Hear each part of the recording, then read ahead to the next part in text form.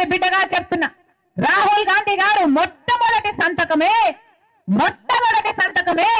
ఆంధ్రప్రదేశ్ లోని ప్రత్యేక హోదా కోసం పెడతానన్నాడు ప్రధానమంత్రి అయిన తర్వాత. ఆయన మనసులో ఎంత బలంగా ఆంధ్రప్రదేశ్ కు స్పెషల్ స్టేటస్ రావాలి అన్న కోరిక లేకపోతే మొట్టమొదటి సంతకం పెట్టానంటాడు.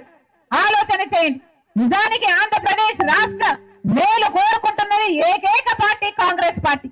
రాజశేఖర రెడ్డి గారి ఆఖరి కోరిక కూడా ఆ రాహుల్ గాంధీ గారిని ప్రధానమంత్రిని చేయాలి అని. మనసు పెట్టి ఆలోచన చేయండి. రాజశేఖర రెడ్డి బిడ్డను ఆశీర్వదించండి. రాజశేఖర రెడ్డి గారి ఆశయాల కోసం నాతో చేయి కలపండి. అందరం కలిసి మళ్ళీ రాజశేఖర రెడ్డి గారి సిద్ధాంతాలను బ్రతికిద్దాం. ఒక నిబద్ధతకు విశ్వసనీయతకు మారు పేరు ఈరోజు మా జగనన్న ప్రభుత్వం, వైఎస్ఆర్ కాంగ్రెస్ పార్టీ ప్రభుత్వం. వైఎస్ఆర్ కాంగ్రెస్ పార్టీ ఒక సిద్ధాంతం, ఒక భావజాలం ఈ రాష్ట్ర ప్రజలందరూ కూడా ఆమోదించారు.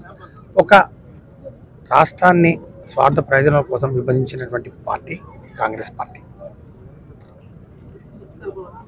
జనహృదయ నేత, దివంగత నేత, ప్రీతమ నాయకుడు డాక్టర్ వైఎస్ రాజశేఖర రెడ్డి గారు ఈ రాష్ట్ర ప్రజలు, తెలుగు ప్రజల గుండెల్లో ఒక సుస్థిరమైనటువంటి స్థానాన్ని సంపాదించుకున్నటువంటి వ్యక్తిని